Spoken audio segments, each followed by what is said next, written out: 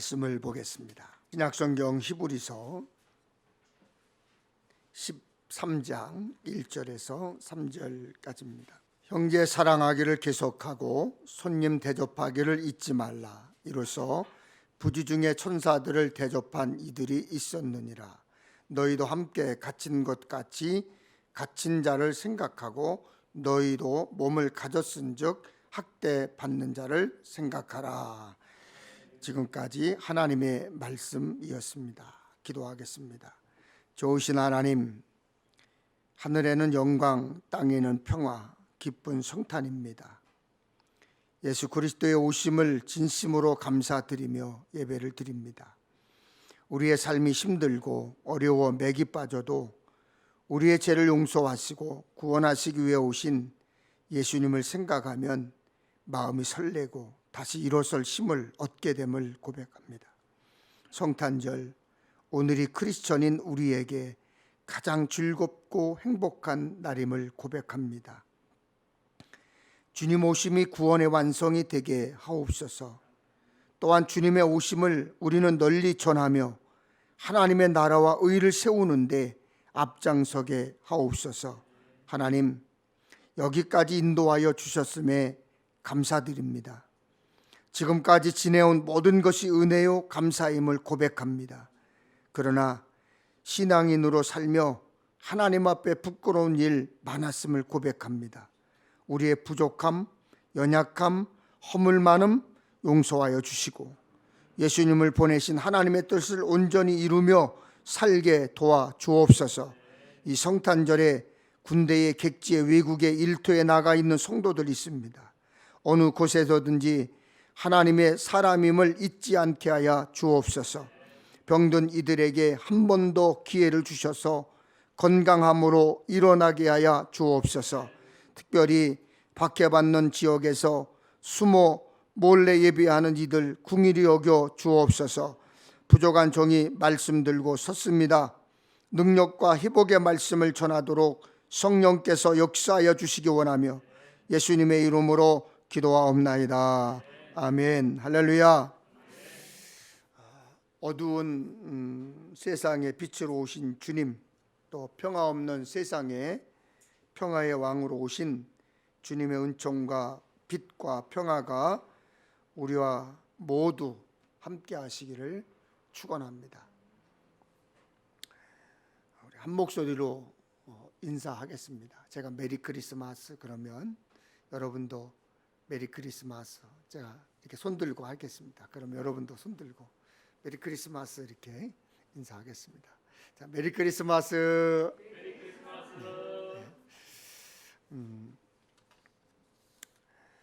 지난 수요일 날이 22일 밤이 가장 길고 낮이 가장 짧다는 동지였습니다. 그날을 기점으로 이제 밤이 짧아지고 낮이 길어지기 시작을 하는데, 옛말에 동지 팥죽을 먹어야 한 살을 더 먹는다라는 말이 있습니다. 동지가 지나면 아주 추운 한겨울에 이제 들어서기 때문에 동지 팥죽을 먹고 추위를 잘 이겨야 한다, 그런 의미, 뜻이 담겨져 있습니다. 그래서 그런가 오늘 내일 아주 매우 춥다고 하는 일기예보가 있었습니다.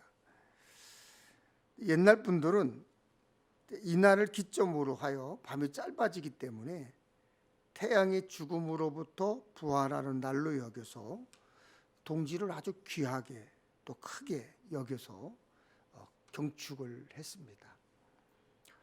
그리스도의 탄생 시기인 성탄절을 기독교 역사가 이맘때로 확정하게 된 것은 바로 그런 의미도 있습니다. 주님이 이 세상, 이 어두운 세상, 또 죽음의 음습한 땅에 살고 있는 사람들에게 이제 빛으로 오셨다는 사실, 또 낮이 밤보다 더 길어진다는 사실이 아주 절묘하게 이렇게 맞아 떨어집니다.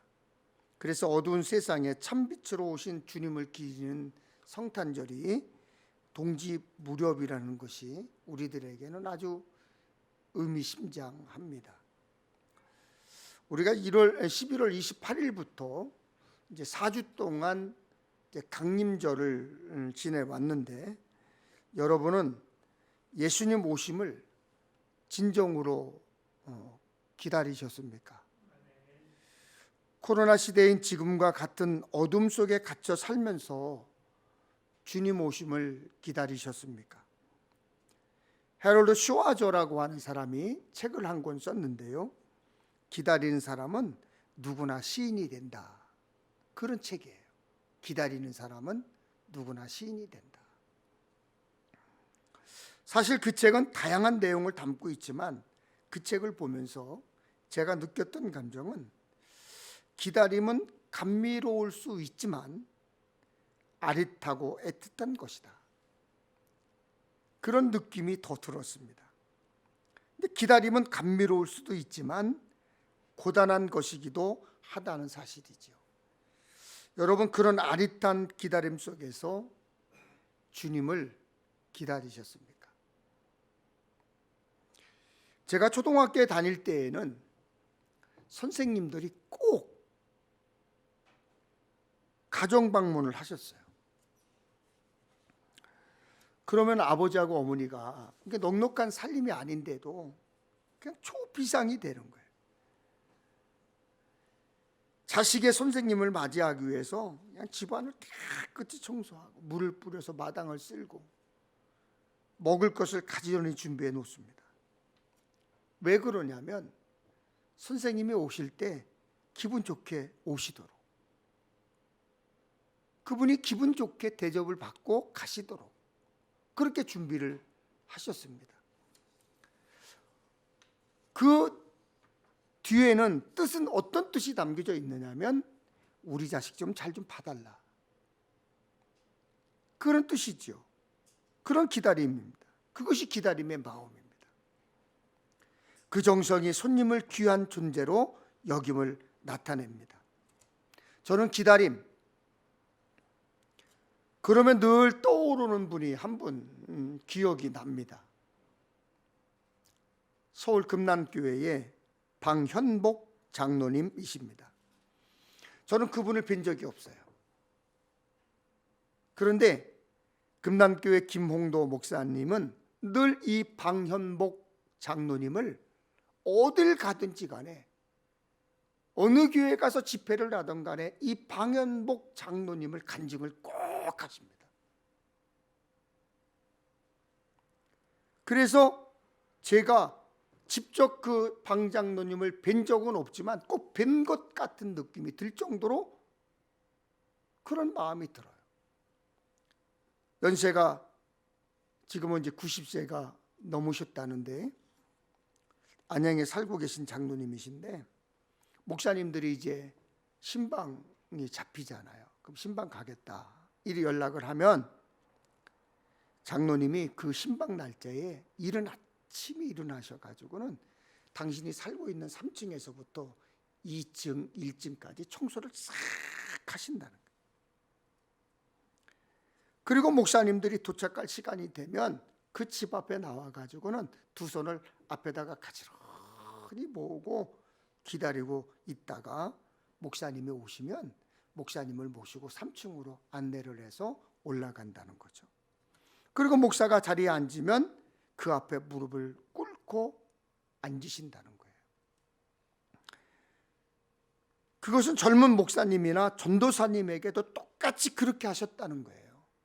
담임인 김홍도 목사님에게만 그런 게 아니라 젊은 부목사님들에게도, 전도사님들에게 똑같이 그렇게 하셨다. 그러니까 목사님들이 불편해서 장로님 좀 편하게 앉으세요, 그러면 그때서 장로님은 편안한 자세를 취하시곤 하셨다는 겁니다. 제가 이렇게 말씀을 드리는 것은 여러분도 그렇게 해야 된다는 것은 아닙니다. 그 정갈하고 공경스러운 태도는 그 자체로 많은 목회자들에게 큰 교훈을 줍니다. 사람들을 어떻게 대하고 존경해야 하는가를 알려주는 것이지요. 여러분, 오늘 우리는 그런 마음으로 주님을 기다리셨습니까? 정말 예수님 오시기를 고대하면서 청소하고 물 뿌리고 정결한 마음으로 주님을 기다리셨습니까? 아니면 시간의 강물에 이리저리 떠밀리면서 그저 벌써 성탄절이 왔네? 이러고 지나가는 것은 아닌지 돌이켜볼 필요가 있습니다. 그렇게 말씀 안에서 우리 자신을 잘 돌아보아야 합니다. 오늘 우리가 선택한 본문은 히브리서인데요, 아시다시피 히브리서 11장은 믿음장이다 이렇게 말합니다. 성경의 역사 속에서 믿음을 따라 살았던 사람들의 아름다운 삶의 이야기가 간략간략하게 계속 언급되어 있기 때문에 믿음장이다 이렇게 얘기를 합니다. 히브리서 12장에서는 하나님을 믿는 사람들이 여러 가지 어려움을 겪을 수 있지만 그 어려움 속에서도 어떻게 자기를 지켜가야 하는지 소상하게 기록하고 있습니다. 성도들에게 어떤 어려움이 닥쳐오더라도 믿음의 길에서 떠나지 말라고 권고하지요. 그리고 13장에서는 기독교인들이 일상 속에서 어떤 마음으로 살아야 하는지를 아주 소상하게 가르쳐주고 있습니다. 오늘은 그 이야기를 다 할 수는 없고 앞부분에 나온 세 절만 가지고 오늘 이야기를 하려고 합니다. 오늘 본문 이 세 절은 세 가지 혹은 네 가지 명령어로 이루어져 있습니다. 첫 번째는 서로 사랑하기를 계속하십시오. 두 번째는 나그네 대접하기를 소홀하지 마십시오. 세 번째는 감옥에 있는 사람들과 학대받는 사람들을 기억하십시오라는 말입니다. 이것은 서술형이 아니라 명령입니다. 해도 그만이고 하지 않아도 그만인 권면이 아닙니다. 우리가 정녕 크리스천이라면, 믿음의 사람이라면 반드시 해야 할 일입니다. 명령은 반드시 순종이 뒤따릅니다. 그 명령에 순종하지 않으면 반드시 벌을 받게 되어 있습니다. 서로 사랑하기를 계속하십시오. 여기서 말하는 사랑은 일반적인 러브, 감정적인 사랑을 말하지 않습니다. 헬라어로 필라델피아입니다. 형제적 사랑을 뜻하죠. 이것은 신앙 공동체 안에 있는 사람들을 소닥 보듯이 바라보지 말고, 그리고 내 마음에 들지 않던 그를 한 가족으로 삼아주신 하나님의 마음을 헤아려서 그를 형제 자매의 사랑으로 돌보라, 그런 뜻입니다. 신앙 공동체 안에, 평택 엘림교회 안에 있는 이들이 믿음 안에서 마땅히 해야 할 구체적인 사랑입니다. 우리는 사도행전을 통해서 성령의 능력 안에 있었던 초대교회가 어떤 사랑을 살았는지를 잘 알고 있습니다. 누가는 성령의 능력 안에 있던 초기 교회 공동체의 모습을 이렇게 증언하고 있습니다. 사도행전 2장 44절에 보면, 믿는 사람이 다 함께 있어 모든 물건을 서로 통용하고 또 재산과 소유를 팔아 각 사람의 필요를 따라 나눠주며 날마다 마음을 같이하여 성전에 모이기를 힘쓰고 집에서 떡을 떼며 기쁨과 순전한 마음으로 음식을 먹고 하나님을 찬미하며. 여러분, 정말 이런 일이 가능할까? 하지만 성령은 이런 일을 가능하게 하는 힘입니다. 성령은 우리를 가르는 차이를 넘어서게 하는 힘입니다. 우리는 때때로 지극한 슬픔을 당한 사람들을 만나면 우리의 종교, 인정, 이데올로기를 떠나서 그들의 슬픔에 동참을 합니다. 고난을 당한 이들을 도우려는 사람들을 보면 인간 속에 숨겨진 선의 가능성을 알 수 있습니다. 사람이면 당연한 것처럼 보이지만 잠들어 있었던 그 본성을 깨어나게 한 것은 저는 그것이 성령의 역사라 이렇게 믿고 있습니다. 성령은 저마다의 문제에 사로잡혀 살던 사람들이 개별적 차이를 넘어서 깊은 일치를 경험하게 하십니다. 성령의 능력 안에 있을 때 사람들은 아파하는 이들과 함께 아파하고 기뻐하는 이들과 함께 기뻐합니다. 성령이 열어주는 사랑 안에 머물 때 우리 영혼이 정화가 됩니다. 죄가 사람들을 멀어지게 하는 힘, 사람들을 소외시키는 힘이라고 말한다면, 사랑은 사람들이 가까워지게 만드는 힘, 하나 되게 하는 힘입니다. 여러분, 구원은 사랑을 통하여 옵니다. 죄를 통하여 오지 않습니다. 성령은 사랑의 영입니다. 우리가 정말 예수 믿고 구원받은 사람이라고 한다면 내 옆에 있는 다른 사람들을 귀하게 여기는 사랑의 마음이 솟아나야 되는 겁니다. 그래야 우리는 비로소 성령의 능력 안에 있는 사람이라고 말할 수 있습니다. 우리가 신앙 공동체 안에서 만나는 형제 자매들을 지속적으로 사랑하기 위해서는 성령의 능력이 우리 가운데 임해야 합니다. 마치 솥대가 바람이 불 때에 솥을 펼쳐야 하는 것처럼 성령의 바람이 불어올 때 솥을 펼쳐야 우리가 성령의 이끄시는 대로 살 수 있습니다. 바로 이것이 필라델피아로서의 사랑을 실천하는 것입니다. 또한 기독교인들에게 요구되는 또 다른 삶이 있습니다. 그 삶은 무엇입니까? 사도는 나그네에 대접하기를 소홀하지 말라 그럽니다. 나그네 대접이라고 번역된 필록세니아, 낯선 사람에게 친구 되어주기입니다. 그러니까 우리가 해야 될 일이 무엇이냐면, 교회에 처음 오신 분들 있잖아요. 낯선 사람이잖아요. 그들을 우리가 따돌리고 모른 체하고 외면하는 것이 아니라 낯선 사람들을 우리를 찾아온 사람들로 여겨서 그들과 친구가 되어주는 것이 필록세니아입니다. 고대 세계에서 나그네 대접은 가장 중요한 덕목 가운데 하나였습니다. 호메로스의 일리아드라는 책이 있습니다.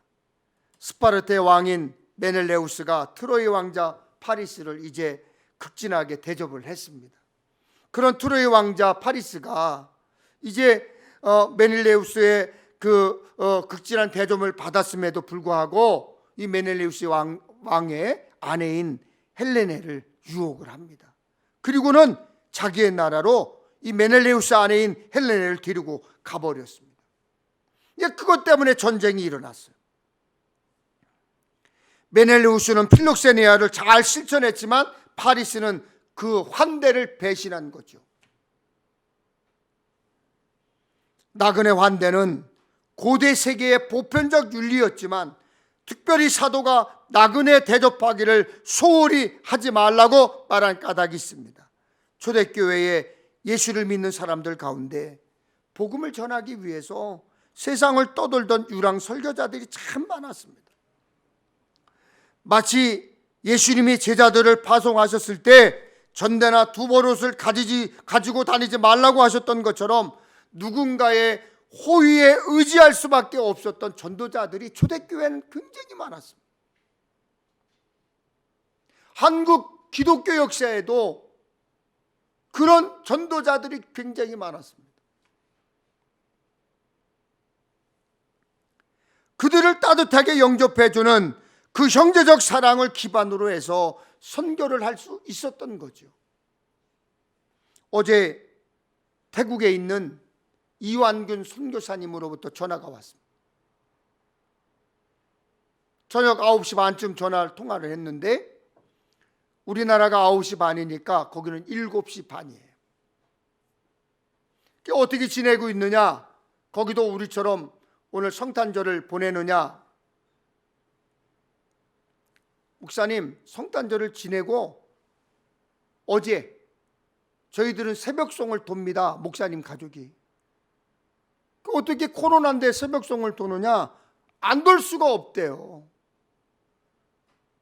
그 태국의 한야이의 교인들이 그 새벽송을 기다리는데, 그 새벽송을 기다리는 마음속에는 뭐가 있느냐면 한국에서 보내온 마스크를 기다리고 쌀을 기다리고 다과를 기다리고 있다는 거예요. 그래서 이 선교사님 가족이 새벽송을 돌면서 그 키트를 만들어 가지고 가정마다 방문을 하고 주고 간다는 거죠.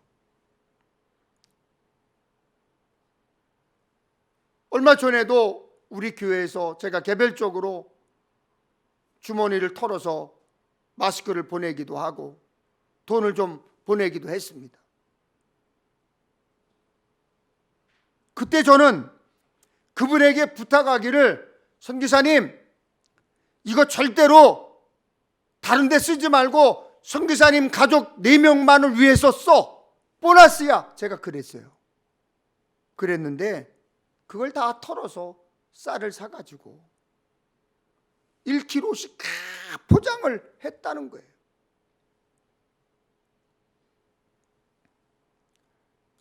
바울도 그러했습니다. 그뿐만이 아닙니다. 예수 그리스도를 믿기 때문에 자기의 공동체에서 추방당하는 이들도 있었고, 예수를 믿기 때문에 받는 박해를 피하여 고향을 등져야 했던 성도들도 있었는데, 나그네가 되어 떠돈다는 것은 취약해진다는 것이고, 속절없이 폭력에 노출되기 때문에 떠도는 사람들은 언제나 두려움을 느끼고 살 수밖에 없었습니다. 나그네는 언제든 폭력에 노출될 수 있는 약자지요. 교회는, 기독교인들은 그런 사람들이 안심하고 머물 수 있도록, 안심하고 복음을 전할 수 있도록 협력하고 도와야 한다는 것이 오늘 본문의 이야기입니다. 우리도 낯선 곳에 가면 괜히 주눅이 들어요. 며칠 지나고 나면 익숙해지고 그러면 좀 나아지긴 하지만, 처음 가는 곳에서는요, 주위의 모든 것에 그냥 신경을 곤두세우지 않을 수가 없어요. 누군가가 우리를 따뜻하게 맞아주면 그냥 그 두려움이 눈녹도 녹습니다. 또 여러분, 저는 이 세상이 하도 수상하고 험악하니까 함부로 사람들을 집으로 맞아들이라고 말하지 않습니다. 그러나 우리가 적어도 믿는 사람이라면 사회적으로 소외된 처지에 있는 사람들이 우리 옆에 있을 때, 우리 앞에 왔을 때, 우리 가운데 왔을 때 그들이 무시당하고 있다는 느낌이 들지 않도록 세심한 주의를 기울여야 합니다.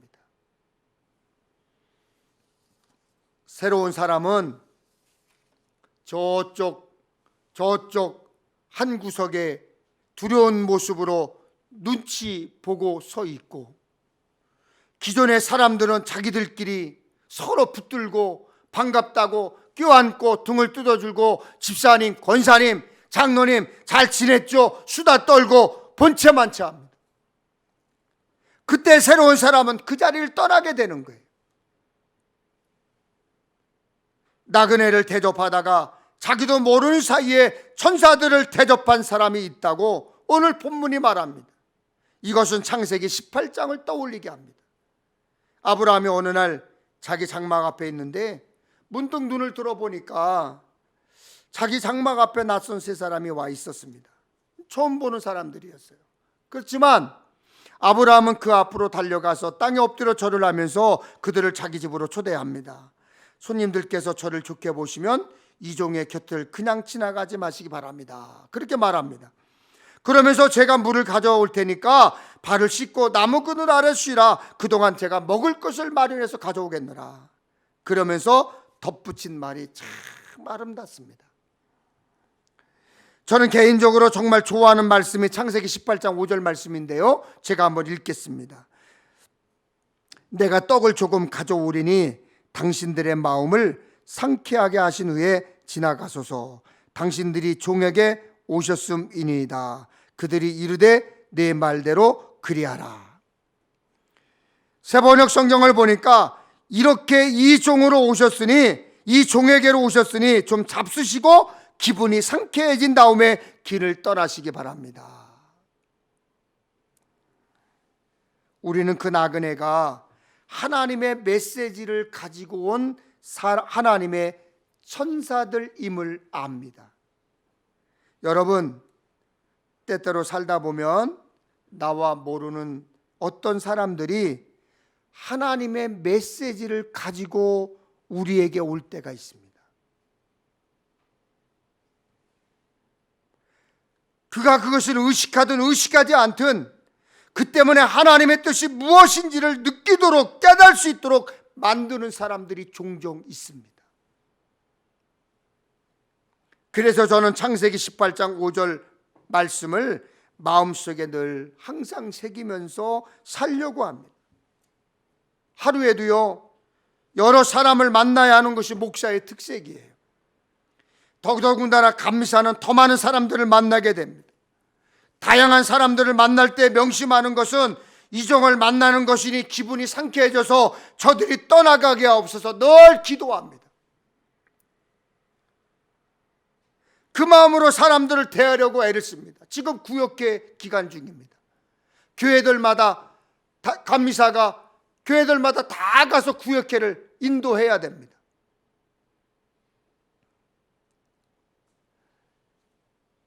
많은 감리사들이 감리사 단톡방에 우리 지방에는 이렇게 구역회를 하고 있다, 이렇게 하겠다, 법대로 하고 있다. 그러니까 감독님도 그것을 예시를 재어놓고 이렇게 하십시오, 감리사님들 장정대로 하십시오 이라고 다 올려놨어요.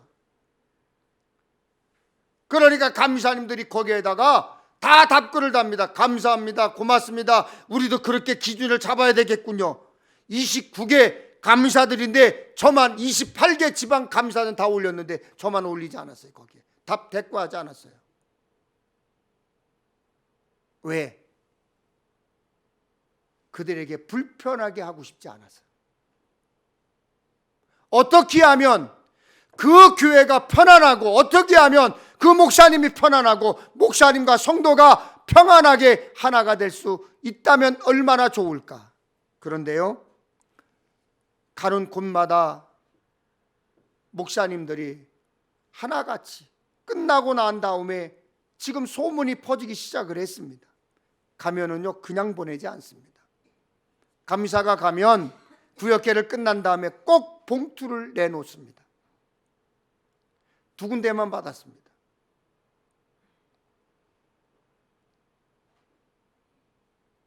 두 군데 교회에서만 제가 그 봉투를 받았어요.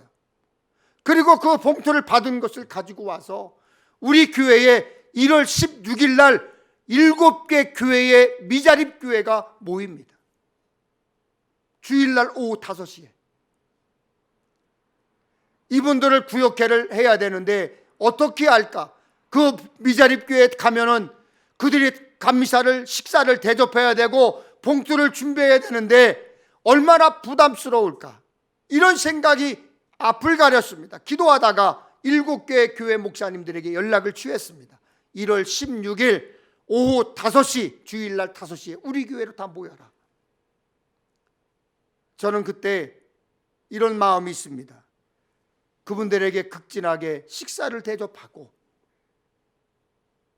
제가 구역회에 가서 저에게 봉투를 줄 만한, 그런 사례비를 줄 만한 교회에서 준 그런 사례비를 잘 모아놨다가 그들에게 봉투를 넣어서 드려야 되겠다, 여비를 넣어서 드려야 되겠다.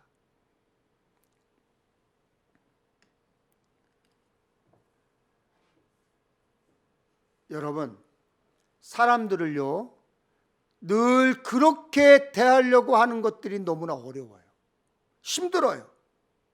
그러나 그 마음으로 사람들을 대하려고 애를 씁니다. 늘 되는 것, 잘 되는 것은 아니지만 그래도 그렇게 대하려고 애를 씁니다. 그러면 저도 마음이 좋아져요. 저도 마음이 편해요. 만난 분도 기분 좋아져 돌아가는 모습을 볼 수 있습니다. 우리를 찾아오는 이들이 마음이 상쾌해진 후에 길을 떠날 수 있기를 진심으로 바랄 때 우리 삶이 아름다워지고 우리 주변이 따뜻하게지는 거예요.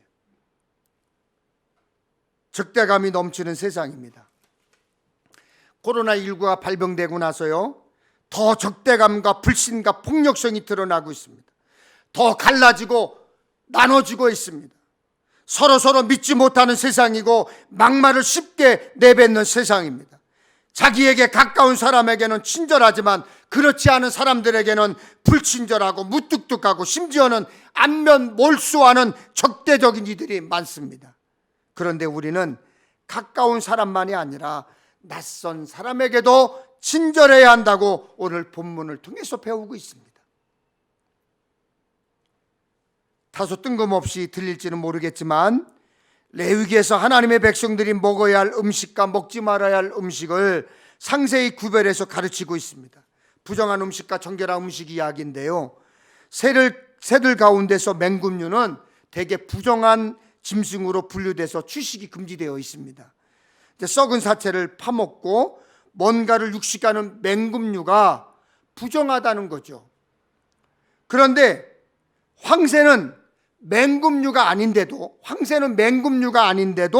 부정한 짐승으로 분류되어 있습니다. 히브리어로 황새는 하시다인데 친절한 새라는 뜻이에요. 그런데 이 황새가 부정한 새로 구분되어 있어요. 친절한 새가 부정한 동물로 여겨지는 까닭이 무엇일까? 랍비는 이렇게 설명합니다. 황새는 자기와 같은 종족에게는 친절하지만 다른 종족에게는 아주 잔인한 새라는 거예요. 그 때문에 부정하다는 거죠. 사랑이 자기의 종류 속에 한계로 머무는 것은 부정하다는 거예요. 나에게 잘해주는 사람만 내가 친절하게 대한다고 한다면 그 사랑은 이방인의 사랑과 다를 바가 없습니다. 나그네로 상징되는 약자들에게 설당을 내어주고 그들이 자기답게 살 수 있도록 도와주는 것이야말로 거룩한 삶이라고 할 수 있습니다. 그래서 여러분들에게 하나 부탁을 드리려고 합니다. 성탄절을 맞이했습니다. 연말을 맞이했습니다. 우리들은 이제 마스크를 가지고 힘들어하고 1시간씩 100m씩 줄 서지 않습니다. 얼마든지 지금 전화 한 통하면 인터넷에 이제 클릭만 하면 돈만 있으면 얼마든지 마스크를 구입할 수 있습니다. 여러분들이 우리 교회에서 협력하고 파송하고 후원하고 있는 교회에 선교사님들에게 마스크를 보낼 수 있도록 여러분들이 십시일반, 많이는 필요 없습니다.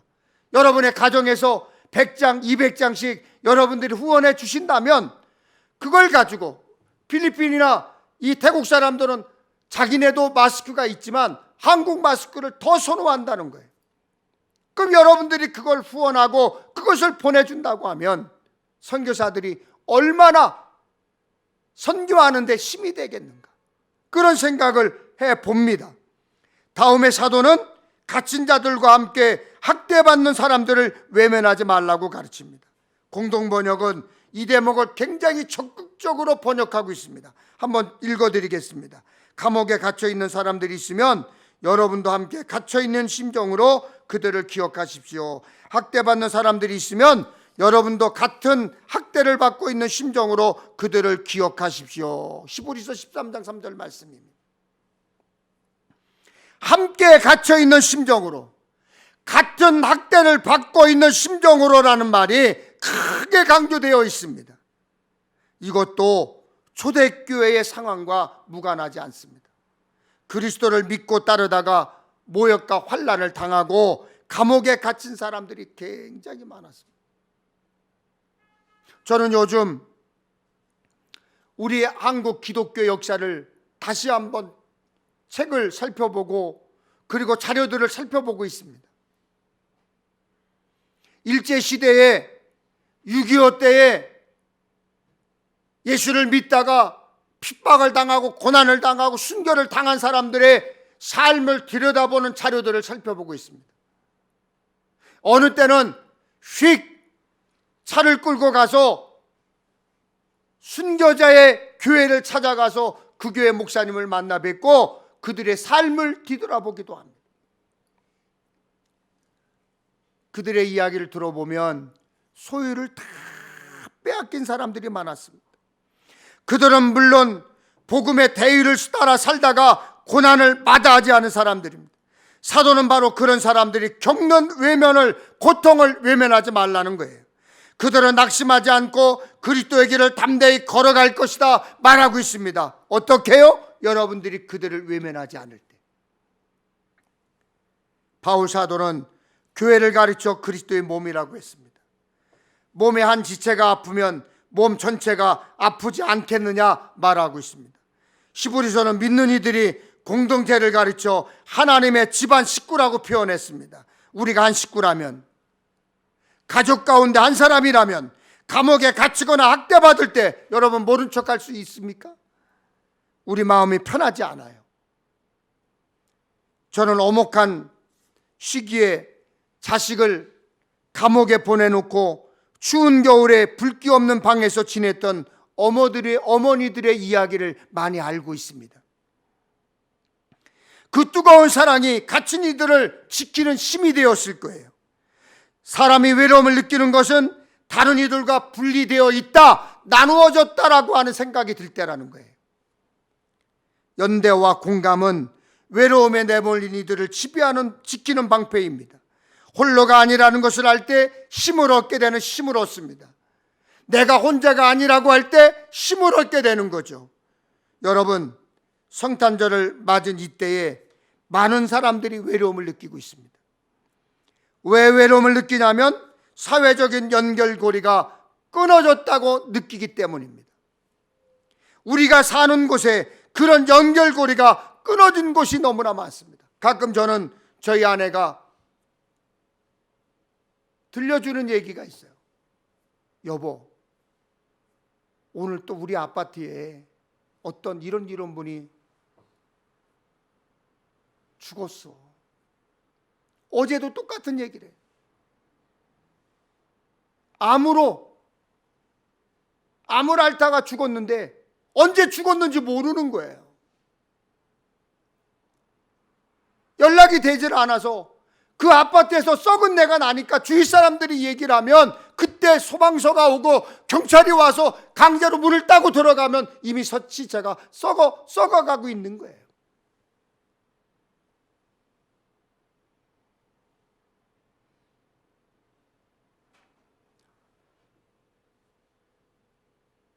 그들이 왜 고립당하고 왜 어려움을 당하고 마음 아파합니까? 내가 끊어졌다, 나누어졌다, 거리를 두고 있다라고 하는 것 때문에 더 마음이 아프고 힘들다는 거예요. 코로나19 바이러스가 횡행하고 있는 이때에 예수 믿는 사람들이 해야 할 일들이 무엇일까요? 연결고리가 다 끊어진 것처럼 보이는 사람들을 같은 심정이 돼서 그들 곁에 다가가 그들에게 공감해주고 그들을 위로해줘야 한다는 것입니다. 이것이 성도들의 삶입니다. 2019년 12월에 30대 젊은 아빠가 가장이 배고픔에 시달리다가 어린아이, 이제 아장아장 걷고 있는 어린아이를 데리고 마트에 들어가서 사과와 우유를 가지고 나오다가 붙들렸습니다. 아마 여러분도 이 이야기 알 거예요. 신문에는 그 기사가 모든 메이저 신문을 보면 장발장 이야기라고 딱 써 있어요.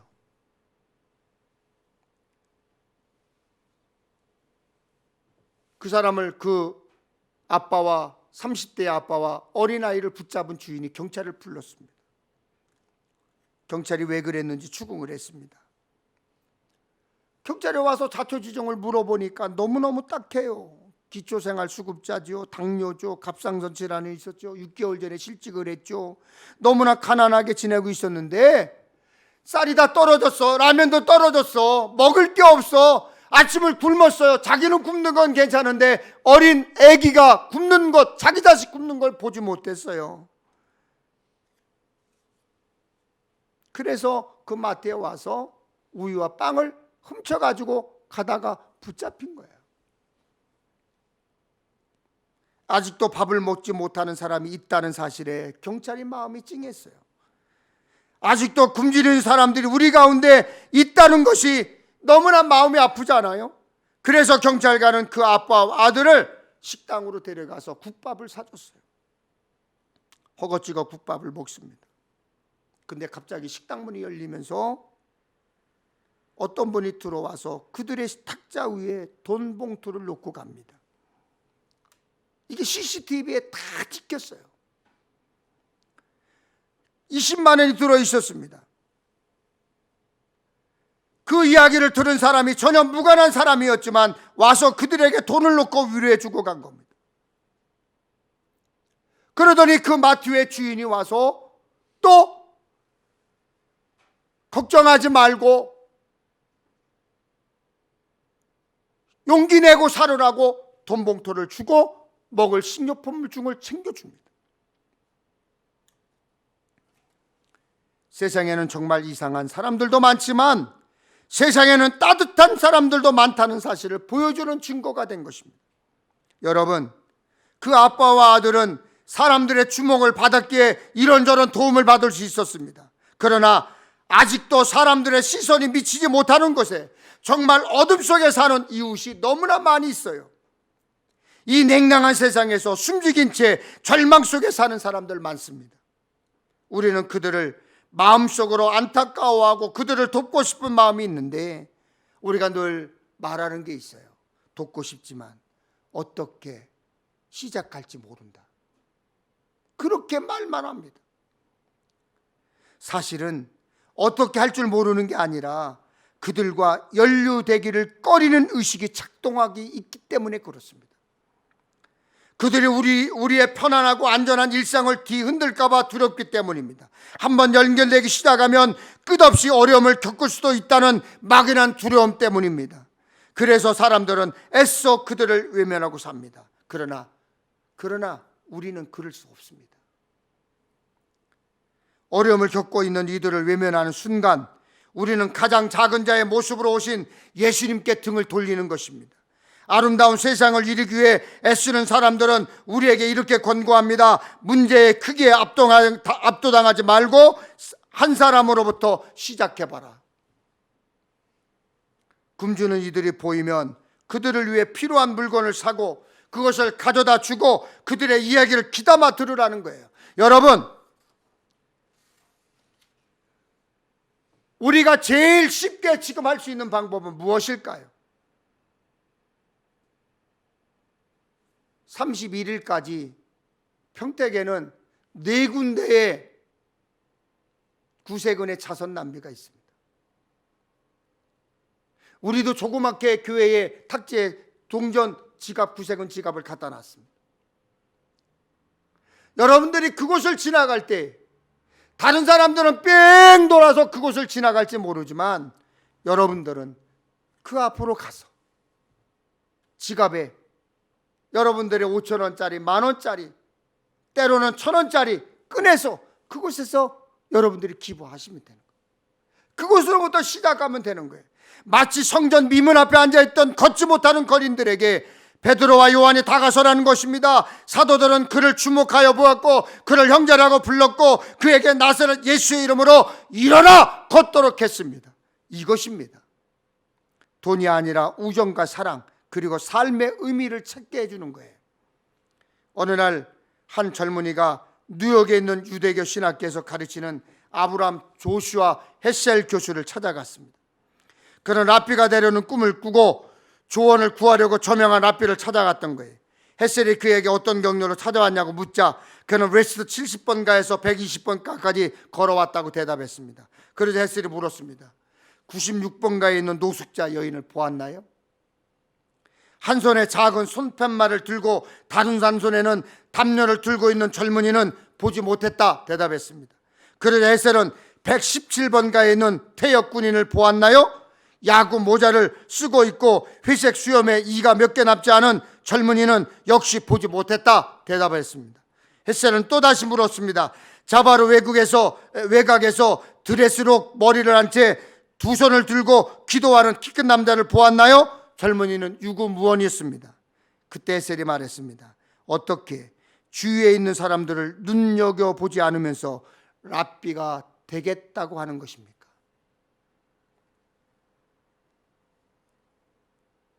저는 이 이야기에 깊은 충격을 받았습니다. 이 질문 앞에 서면 저도 유구무원이에요. 다시 한번 마음을 새롭게 해야 되겠다고 생각을 했습니다. 세상의 모든 문제에 다 응답할 수는 없지만 우리가 정녕 예수 믿는 사람이라면 세상에서 고통받는 이들을 풍경처럼 대하지는 말라는 거예요. 이웃을 바라보는 우리의 시선이 따뜻해질 때 주님은 우리 마음에 더욱 가까이 오실 것이기 때문입니다. 여건이 어떠하든 사랑을 지속하십시오. 아멘. 어려운 이웃과 함께 하기 위해서 편안한 자리를 박차고 일어날 용기를 내십시오. 개인의 아니라만 몰두하던 삶에서 벗어나 누군가에게 선물이 될 마음을 품으십시오. 낯선 이들을 환대하십시오. 주님은 나그네의 모습으로 우리에게 오셨고 앞으로 오실 것입니다. 아멘. 하나님 감사합니다. 이 땅에 평화의 왕으로 오신 아기 예수님께 경배와 찬양을 올려드립니다. 영원토록 예수님과 동행하며 살아가도록 도와주셔서 지극히 높은 곳에서 하나님께 영광 돌리며 하나님의 나라를 꿈꾸며 살아가도록 새 마음을 가득하게 채워 주옵소서. 지극히 높은 곳에서는 하나님께 영광, 땅에서는 평화를 가져다 주시는 우리 주 예수 그리스도의 이름으로 기도하옵나이다. 아멘.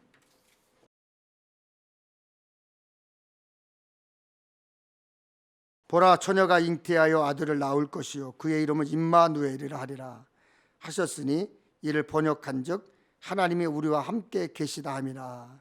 하나님, 임마누엘의 신앙으로 한 주간 승리하는 삶을 살러 세상으로 나아갑니다. 하나님께서 우리를 지켜주셔서 늘 임마누엘 하시옵소서.